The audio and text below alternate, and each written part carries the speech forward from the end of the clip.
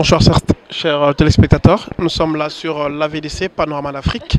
Nous sommes à l'aéroport international d'Arlanda, Stockholm, Suède. Nous sommes venus ici à la rencontre de différents invités qui sont venus pour exactement la conférence qui aura lieu ici à Stockholm sur le compte de parti politique de la FPI, le parti cher à M. Laurent Gbagbo. Directement, nous allons prendre ici le représentant légal, le président de la FPI zone scandinave, M. Jean-Claude, à qui je dis directement bonsoir. Bonsoir. Alors nous venons ici vous trouver à Arlanda, Stockholm, où nous allons recevoir M. François Mattei et les distingués invités de marque qui ont marqué la FPI. Quels sont vos sentiments déjà? Sentiments de joie, de peine, de douleur au vu de ce que nous connaissons, que tout le monde connaît. Mais nous sommes dans la lutte. Le président Laurent Gbagbo nous a appris à lutter. Et nous sommes dans la lutte et nous avons l'espoir. C'est pour cette raison que toutes ces marques de personnalité arrivent ici, pour que ceux qui ne sont pas au courant de la situation de notre parti puissent en savoir davantage avec cette grande conférence qui sera prononcée demain. D'accord, alors je veux prendre carrément, je vois il y a des dames à vos côtés, je veux savoir qui elles sont, parce que c'est vous qui êtes le représentant légal de la FPI ici, vous pouvez vous présenter et les présenter ensuite. Oui, moi c'est Oku, que tout le monde connaît, je suis le représentant de FPI Scandinavie, et à mes côtés il y a Cindy, qui est la présidente de l'OFPI de Malmö, et en même temps qui est secrétaire général chargé de la stratégie de mobilisation des militants du FPI de la Scandinavie. Et à ma droite, oui, à ma droite, c'est Honorine Melissa. Elle est la présidente de l'OFPI, l'organisation des femmes FPI de la Scandinavie. Ouais. Alors Madame Honorine, un mot à dire par rapport à quel est votre sentiment de savoir que la Scandinavie sera honorée avec tous ces invités de marque? Oui, vraiment, nous sommes tous très contents, nous sommes heureux d'être là. Parce que là, la Scandinavie, elle est quand même grande. Hein. Et puis, de voir tous ces invités là arriver aujourd'hui, c'est très chaleureux de les accueillir, de travailler avec eux, que tout un chacun la main dans la main, que nous travaillons tous. Voilà, c'est la démocratie, voilà. Merci beaucoup. Alors, Madame, Demoiselle, sinon je vais dire Demoiselle Cindy. Mademoiselle Cindy, quel est vos sentiments d'être là? C'est un honneur pour moi. Je pense que c'est un privilège que nous avons aujourd'hui de pouvoir accueillir tous ces invités de marque, des gens très proches du président Laurent Gbagbo pour venir nous donner les nouvelles du président et nous parler de cette lutte qui dure depuis longtemps. Et voilà, ils sont plus informés que nous. Donc Merci beaucoup Cindy. Alors nous passons directement... voilà.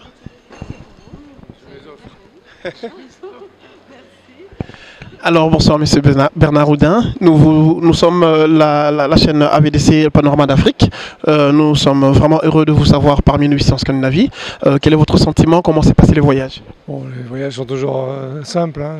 2 heures d'avion de Paris, c'est pas un problème. Mais je suis toujours content de revenir voir tous les Ivoiriens et les Africains de Scandinavie qui sont mobilisés depuis si longtemps pour cette affaire du président Gbagbo et l'avenir de la Côte d'Ivoire. Alors je voulais directement ici vous poser la question de savoir pourquoi seulement le choix de la Scandinavie. Est-ce que c'est la première fois que vous êtes là ou bien c'est... Je viens régulièrement ici, mais aujourd'hui c'est un peu particulier parce que j'ai rédigé un livre sur la situation de la Côte d'Ivoire et en particulier sur les Ouattara qui ont été installés au pouvoir dans les conditions que l'on sait en 2011. Et ça va être l'occasion de présenter le livre à mes amis africains et suédois de Scandinavie. Et on a avec le plaisir d'avoir aussi François Mattei qui a écrit un livre sur le président Gbagbo et mon ami l'ambassadeur Koudou Kessié qui était l'ambassadeur à l'époque de Gbagbo à Paris. Alors déjà un mot des circonstances, parce que demain déjà il y aura une forte délégation, une forte population qui sera à la salle. Qu'est-ce que vous pouvez déjà leur dire? Qu'est-ce qu'ils peuvent s'attendre demain? Ouais, je leur dirai demain quand je les verrai, bien sûr. Tout ce qu'on peut espérer, c'est qu'ils soient nombreux et on échangera. Et en plus, aujourd'hui, il y a un élément supplémentaire, c'est que nous sommes vendredi et avant-hier, j'étais encore à La Haye avec le président. Donc ils ont des nouvelles fraîches. Merci beaucoup et puis bonne arrivée chez nous. Merci, à demain. Alors nous voulons vous dire que demain déjà ça serait vraiment une grande conférence dans la ville de Stockholm. Veuillez être là nombreux et à tout de suite.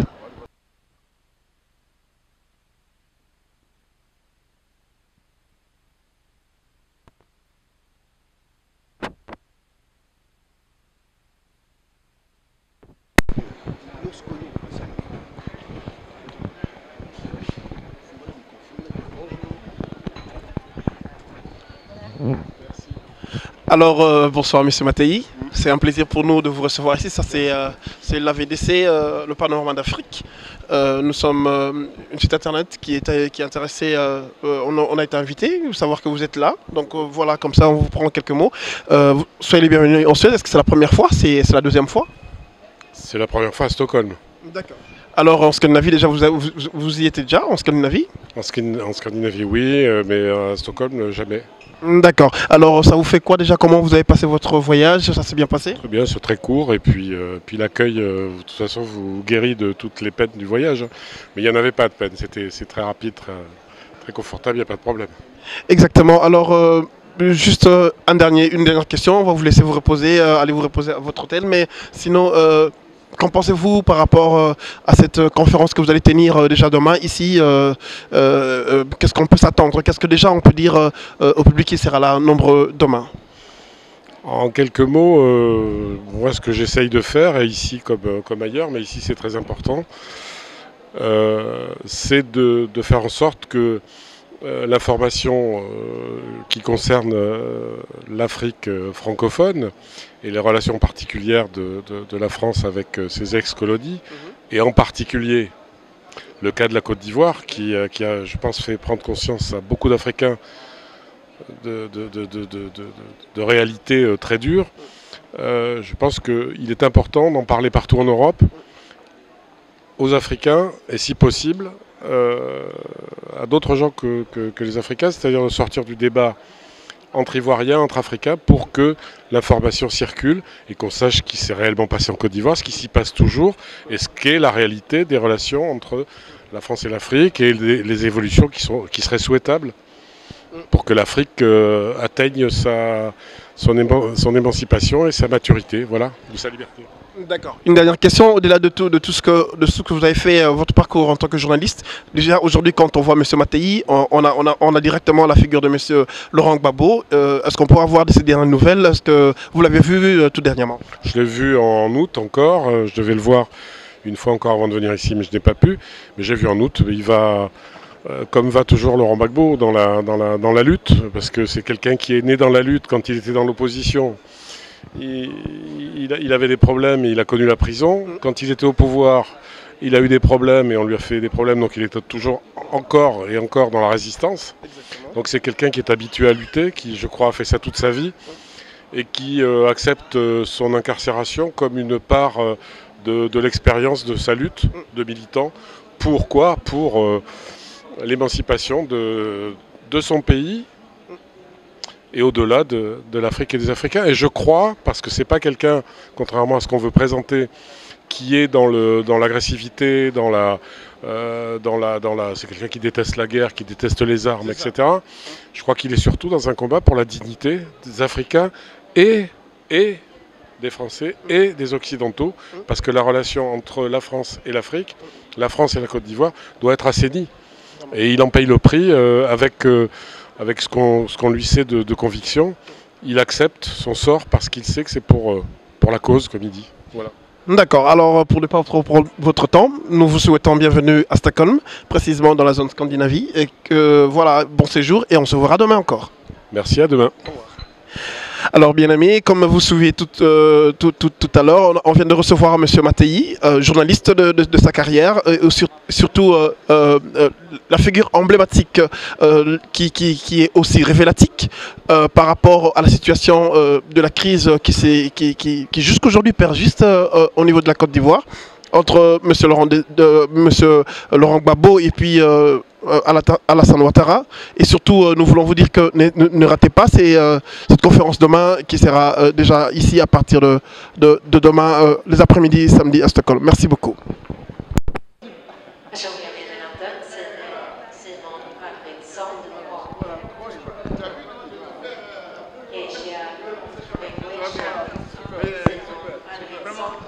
Oui, tout un accueil chaleureux. Merci. Merci beaucoup. Merci. Oui. Bien sûr, je retrouve la maison là. Tu vois? Alors, bonjour. Ça va bien, cher ami? ça va très bien. Nous sommes de la VDC. D'accord. Nous sommes très contents de vous recevoir chez nous et d'ailleurs honorés. Merci, je vous en cite, prie. Professeur Boga, comment vous vous sentez déjà? Quelles sont vos impressions par rapport à Stockholm? C'est la première fois? Non, c'est la seconde fois. Ça fait 2 ans que j'étais déjà là. Vous savez que la crise ivoirienne est bien longue. Donc, étant arrivé d'Abidjan au plus fort de la crise, hein, d'accord, le 10 juin, j'ai parcouru 10 juin 2011. J'ai eu la chance de faire pas mal de capitales européennes et même américaines. Et là, aujourd'hui, nous sommes à un cran, à une phase déterminante de notre crise. Évidemment. Et donc, il était important que je sois ici aujourd'hui. Ok. Alors, comment déjà, professeur et aussi fondateur de la FIDOP, comment se porte votre fondation?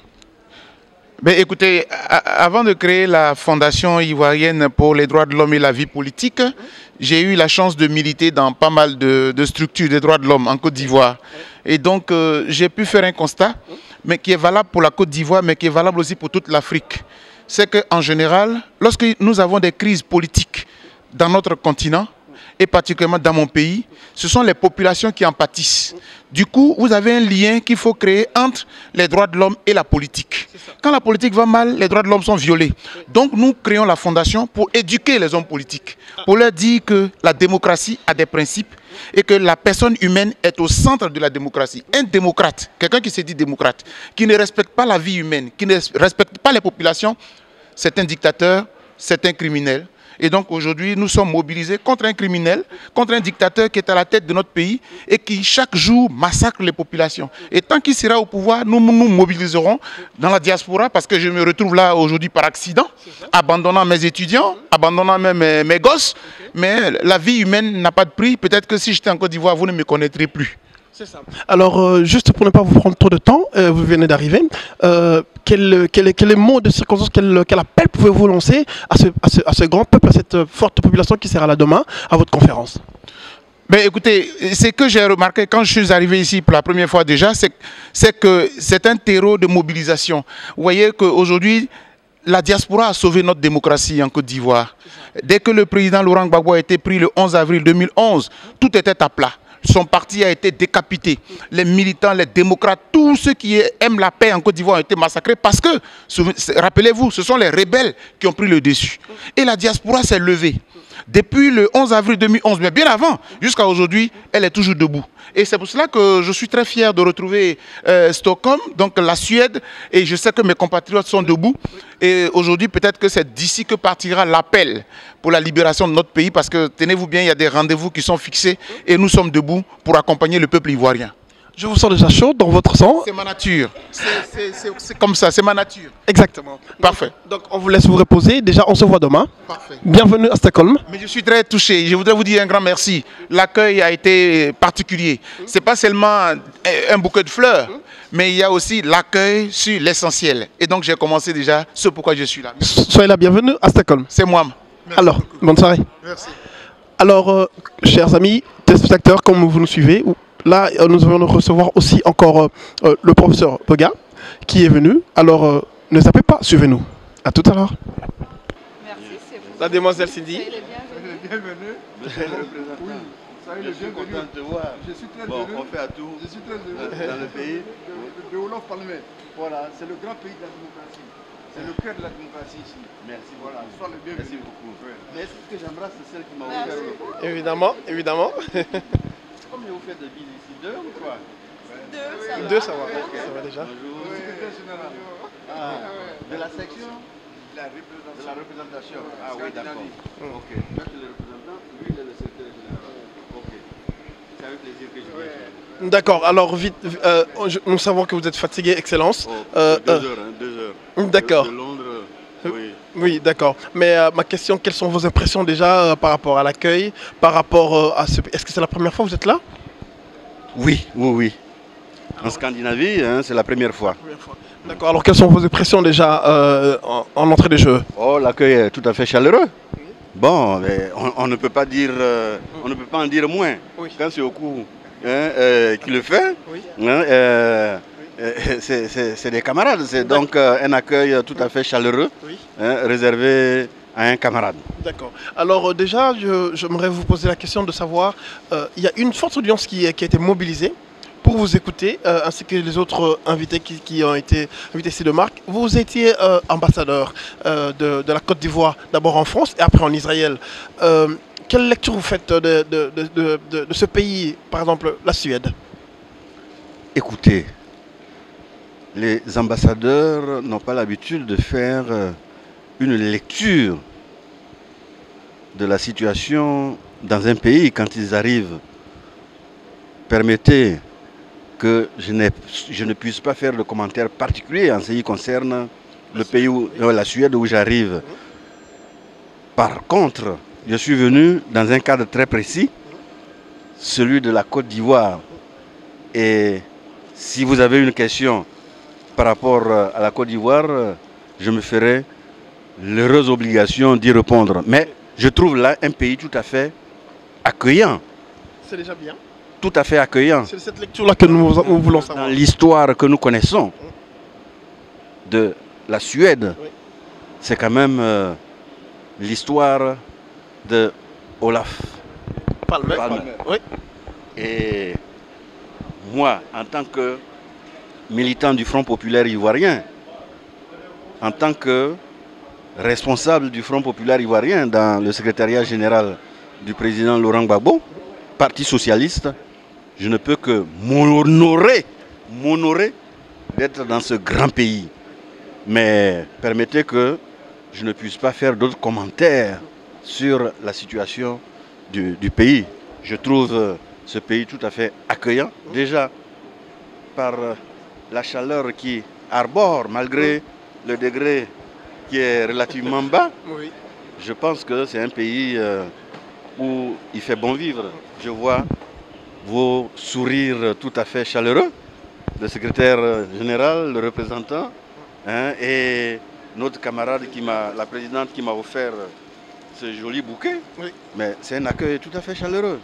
Je voudrais vraiment vous en remercier. Merci beaucoup, Excellence Koudou. Mais une dernière question, ou bien je vous donne l'occasion ici de lancer un mot à toute cette population de la Côte d'Ivoire, représentée ici dans la diaspora suédoise. Quel est le mot que vous lancez pour eux, pour la conférence de demain? Je les salue tout à fait fraternellement, parce que en tant qu'Ivoirien, je ne peux que saluer tous les Ivoiriens dans leurs composantes, dans les multiples composantes partisanes, qu'elles soient des autres partis, etc. Ce qui est important, c'est de pouvoir venir débattre. Parce que c'est dans le lieu de la contradiction, de la discussion, que jaillit la vérité. Le Front populaire ivoirien est coutumier du débat démocratique. C'est pourquoi il met toujours très loin la violence. À l'occasion donc de cette grande manifestation organisée par notre représentation, mon appel à tous les Ivoiriens, c'est de venir à cette conférence, à ce débat, pour que nous débattions de la Côte d'Ivoire, des problèmes de la Côte d'Ivoire et des élections qui sont prévues pour avoir lieu le 25 octobre. Il y a des enjeux terribles. Il y a des contentieux qui n'ont pas été réglés lors de l'élection passée. On veut aller à des élections le 25 octobre. Les dangers qui se profilent à l'horizon, qu'on vienne en débattre pour mettre les uns et les autres devant leurs responsabilités. Pour que demain, on ne vienne pas dire que certains ont, pour ainsi dire, dribblé la Côte d'Ivoire en essayant d'aller dans d'autres directions qui n'étaient pas heureuses pour la Côte d'Ivoire. Il faut venir discuter de tous les problèmes que posent aujourd'hui les élections qui se profilent au 25 octobre, parce que la prise d'otages qui a été faite lors des élections dernières, si c'est celle-là qu'on nous réserve également en octobre, il y a des risques qu'on fait courir à la Côte d'Ivoire. Que les camarades viennent, les frères viennent et qu'on puisse en débattre, qu'ils nous interrogent sur quels sont les problèmes que posent les élections à venir. Parce que là, il y a déjà un passage en force. Nous, notre credo, c'est la Constitution. Est-ce que vous voyez ça? Je vois. Mais quand des gens piétinent au quotidien la Constitution, il y a danger dans la demeure. Parce que ce qui est le point focal, le point de ralliement de tous les démocrates, c'est la Constitution. Sinon, il n'y a plus rien. Nous voulons discuter de ça. Que dit la Constitution par rapport aux élections? Et qu'est-ce qu'on fait en ce moment? Qu'est-ce qu'on nous fait voir actuellement en Côte d'Ivoire? C'est ça le problème. Alors que le président, pour moi, légitime de Côte d'Ivoire, est à La Haye, qu'est-ce qu'on veut nous préparer? Qu'est-ce qu'on veut nous servir? C'est de ça qu'il faut que nous parlions. Je suis venu vraiment discuter avec les camarades de tous bords dans le cadre de la représentation qui a fait cette heureuse manifestation pour que nous puissions dire où sont les dangers pour demain, les dangers qui se profilent à l'horizon pour demain. Mais déjà, la situation qui est tout à fait chaotique aujourd'hui, il faut que nous parlions, nous débattions de tout ça. La situation chaotique, Monsieur Koudou, Son Excellence Koudou Kessé, nous voulons aussi vous dire déjà ici, bonne arrivée. Chez nous, ici en Suède, on dit Välkommen. Donc, voilà, sentez-vous déjà à l'aise et puis bonne soirée. Merci beaucoup. On se voit donc demain? Bien sûr. Voilà. À demain. Alors, chers amis téléspectateurs de la VDC Panorama d'Afrique, nous voulons vous dire que nous allons achever cette partie de prise de vue des différentes arrivées évidemment de la FPI qui sont venus ici exactement pour cette grande conférence qui va se tenir demain à Stockholm, précisément en Suède. Conférence organisée qui sera vraiment précisée sur les conflits au niveau de la Côte d'Ivoire ainsi que les élections qui vont arriver bientôt en Côte d'Ivoire en octobre. Donc n'hésitez pas de venir si nombreux à cette conférence afin de débattre de la question de la Côte d'Ivoire et de la crise qui se pose ainsi que de la situation de M. Laurent Gbagbo qui est au niveau de La Haye en Hollande.